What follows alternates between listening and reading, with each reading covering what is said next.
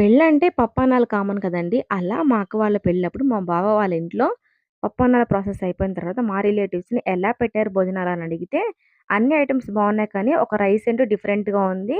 దాని పేరు పులియోగరె అంట అని చెప్పారు.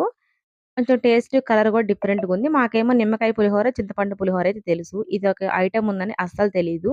ఇప్పుడైతే ప్రెజెంట్ మ్యారేజ్ అయిన తర్వాత నా టిఫిన్స్‌లో ఇదొక భాగం అయిపోయేసిందండి.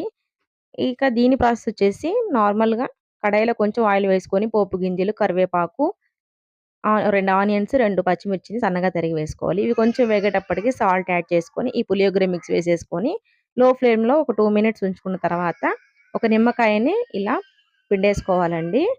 ఇక లాస్ట్‌లో కొంచెం కొత్తిమీర వేసుకొని, మనం రైస్ యాడ్ చేసుకొని మిక్స్ చేసుకోవడమే. చాలా బావుంటుంది టిఫిన్‌గా అయితే. మీరెప్పుడైనా ట్రై చేయకపోతే ట్రై చేయండి. ఇంతకీ మీరెప్పుడైనా ఈ పులియోగరె మిక్స్ ట్రై చేసారా లేదని కామెంట్ చేయండి. వీడియో నచ్చితే లైక్ చేయండి. And do follow. బాయ్.